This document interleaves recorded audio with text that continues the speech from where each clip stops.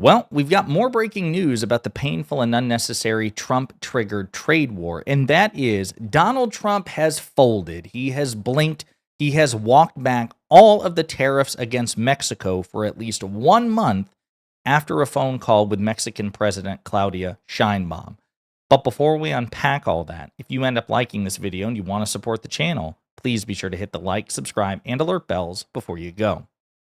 Yep, Donald Trump folded again. As Mediaite and others are discussing, Trump announces reversal of Mexico tariffs, citing very good relationship with President, and slams Prime Minister Trudeau. Trump announced that he would be pausing the 25% tariff on most Mexican imports into the United States for another month on Thursday, just a couple of days after they went into effect. Quote, this is from Trump. After speaking with President Claudia Sheinbaum of Mexico, I have agreed that Mexico will not be required to pay tariffs on anything that falls under the USMCA agreement. This agreement is until April 2nd, Trump wrote on Truth Social. I did this as an accommodation and out of respect for President Sheinbaum. Our relationship has been a very good one, and we're working hard together on the border, both in terms of stopping illegal aliens from entering the United States and likewise with stopping fentanyl. Thank you to President Sheinbaum for your hard work and cooperation. As you know, there was a very different tone than Trump struck yesterday when he also blinked on tariffs to Canada and Mexico, but specifically regarding automakers, because he went out of his way to take a shot at Canadian Prime Minister Trudeau. Quote, believe it or not, despite the terrible job he's done for Canada, I think that Justin Trudeau is using the tariff problem, which he's largely caused, in order to run again for Prime Minister. So much fun to watch. Okay? So, again, we are seeing the whiplash of the Trump administration, triggering these painful and unnecessary trade wars, looking at the reaction from American stocks and American business leaders, and then coming up with some bullshit excuse to engage in another whiplash performance. Okay, we're going to stop it, but only for a month, and then who knows where we'll be on April 2nd. CNN has a pretty good article about this. The world is beginning to tire of Trump's whiplash leadership. Government by chaos is back. One day, Trump imposed a punishing tariff regime against Canada and Mexico. The next, he froze auto duties for a month after suddenly realizing that, as everyone had predicted, they could wreck a quintessential American industry.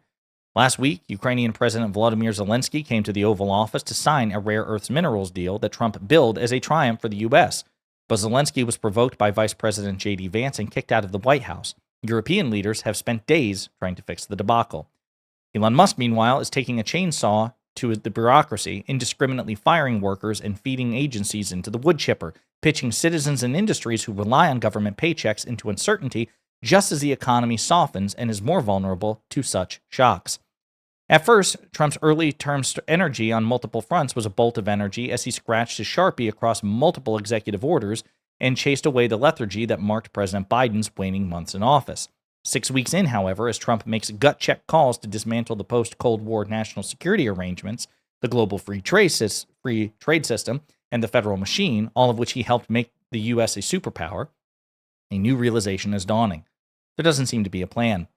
Trump's haphazard efforts to make peace in Ukraine, revive Rust Belt heavy industry with 19th century-style tariffs, and slash government are as improvisational as The Weave, his name for his stream of consciousness campaign screeds. And the world is once again left hanging on the American first president's whims and obsessions. Quote, there's too much unpredictability and chaos coming out of the White House right now, Canadian Foreign Minister Melanie Joly said Wednesday, describing U.S. trade policy as a psychodrama her country can't go through every 30 days. Trump's gut-check leadership can get results, but just as often backfires. America's friends are often left to puzzle over exactly what Trump is trying to do. Trump, for instance, said Wednesday that Canada hasn't done enough to stem the flow of fentanyl over the border, but only minuscule amounts of the drug are involved. Sometimes the White House complains about the flow south of undocumented migrants, but these numbers are also small. Trump also wants manufacturing to leave Canada and move south. No wonder some officials in Ottawa have concluded he's trying to weaken their country to make it easier to annex, which, of course, he's boasted about making Canada the 51st state. Still, Trump can point to some successes with his threat-based foreign policy. For instance, his fury that a Hong Kong-based firm owned two ports at either end of the Panama Canal is precipitating a purchase by U.S. investment giant BlackRock. Trump had falsely claimed these ports meant China controlled the vital waterway built by the U.S., but the change of ownership may still improve the U.S. strategic position. And Trump might be downgrading the transatlantic alliance that has kept world peace for 80 years, but he set off an unprecedented rearmament program among NATO allies that other presidents have demanded for years. But that's also because they're looking to distance themselves from the United States. They don't look at the U.S. as a reliable partner anymore, which could undermine U.S. hegemony to the extent that people care about that, right? That would at least be against nominal U.S. interests. I digress. But just as often, it's as if Trump is more interested in brute force personal power than working off any long-term playbook. Michael Froman, a former U.S. trade representative who chairs the Council on Foreign Relations, told Jim Sciutto on CNN's International Wednesday that while the cost of imposing tariffs often outweighs the benefits, they can be a tool that gets other nations to the negotiating table. This is true of Mexico, with which the U.S. has far more border issues than Canada. But Froman added, quote, "You have to know what it is you want them to do for that leverage to be useful." And I would argue that, again, what Mexico has offered Trump, at least in the past, they offered President Biden without the threat of trade wars or reciprocal tariffs. So what the hell is the point? So, and it goes on like this, talking about, again, the chaos and the whiplash of Trump. And then it specifically devotes itself to the auto tariffs. The auto tariffs that Trump froze for a month on Wednesday, a day after imposing his 25% tariffs on Canada and Mexico, shows how he sometimes has second thoughts about his own aggression. Perhaps his favorite barometer, the stock market, forced his hand. His concession reversed 2 days of steep losses on the Dow Jones Industrial Average with a handy near 500-point rebound. CNN reported Wednesday that Trump relented after conversations with the CEOs of the big three lawmakers. The idea that well-placed CEOs can use their access to the powerful to acquire exemptions and special favors not available to ordinary Americans is the antithesis of an equitable economy. But then Trump has shown little respect for the rule-based systems that eliminate the kind of patronage and potential for corruption that thrives in autocratic societies. Trump's approach may also mean he likes threatening tariffs more than imposing them. But by constantly threatening tariffs and then creating doubt about whether they will be maintained, Trump is causing huge uncertainty for businesses that need to establish certainty of cost and supply, and consumers who could damage an already softening economy if they rein in spending.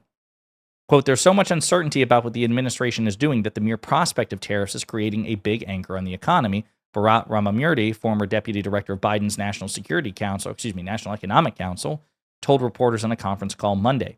Quote, "The prospect of significant tariffs on our allies has resulted in withholding investments and preemptive price increases that are going to be borne by small businesses and ultimately by consumers."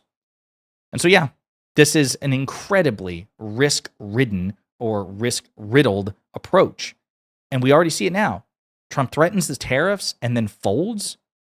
I mean, not exactly a total surprise, as we've discussed in every video about Trump's trade war. It could end in a day, it could end in a week, it could end in a year, and it could resume just as quickly. You never know. But there's no material benefit to this so far other than creating enormously bad economic conditions here at home. Trump inherited a booming economy, and right now, Trumpflation is skyrocketing. We are seeing signs of a Trump recession, and we've seen the jobs report, which was disastrous in February as a consequence of Trump's tariff threats. Where's the benefit to this? Where is the benefit? Especially when so much of the potential benefits have been achieved by previous presidents without trade wars and tariffs. But there you have it. As of this moment, Donald Trump has once again folded to Mexico, and we'll see what happens. But in the meantime, let me know what you think in the comments.